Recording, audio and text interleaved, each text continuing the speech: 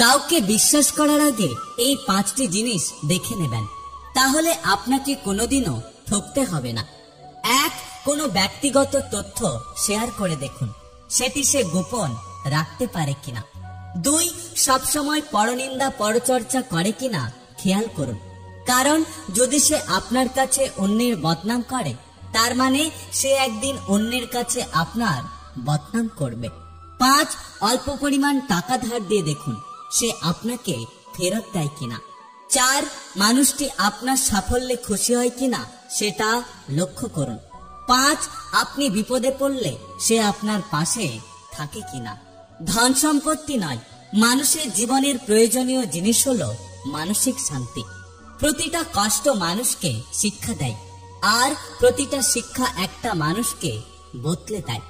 টাকা দিয়ে সবকিছু কেনা গেলেও যোগ্য সম্মান আর খাঁটি ভালোবাসা কখনো কেনা যায় না।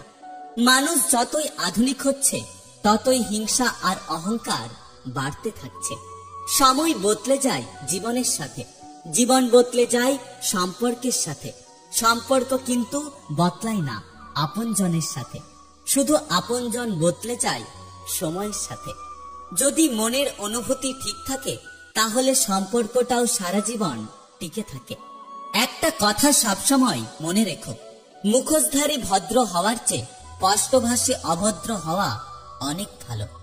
2 হাত দিয়ে একসাথে 10 জনকে মারা যায় না, কিন্তু 2 হাত জোর করে একসাথে 100 জনের মন জয় করা যায়। আমি জোর করে কিছু পেতে চাই না, না কারো সময়, না কারো সঙ্গ, না কারো মায়া, আর না কারো ভালোবাসা। জীবনে 5টা জিনিস খুঁজে পাওয়া খুব কঠিন: নিজের মনের মতো একটা মানুষ, নিষ্পাপ একটা মন, কষ্টের ভাগীদার, নিঃস্বার্থ ভালোবাসা এবং বিশ্বাসী মানুষ। মানুষ 2টো জিনিস কখনো ভোলে না: 1. আপনজনের দেওয়া দুঃখ, আর 2. অপরের দেওয়া সম্মান। অন্যকে কাঁদিয়ে খুশি থাকবে এমন আশা বাদ দাও। যে অন্যকে বিনা কারণে কাঁদায়, সে কখনোই খুশি থাকতে পারে না। জোর করে অধিকার দেখানোর চেয়ে চুপচাপ হারিয়ে যাওয়া অনেক ভালো। ভদ্র ব্যবহার করা উচিত, তবে বেশি ভদ্র হওয়া ঠিক নয়, কারণ কিছু কিছু মানুষ আছে যারা ভদ্রতার ভাষা বুঝতে পারে না। একটা কথা কি জানো তো, নীরবতাও অনেক কথা বলে, যা বোঝার ক্ষমতা সবার থাকে না।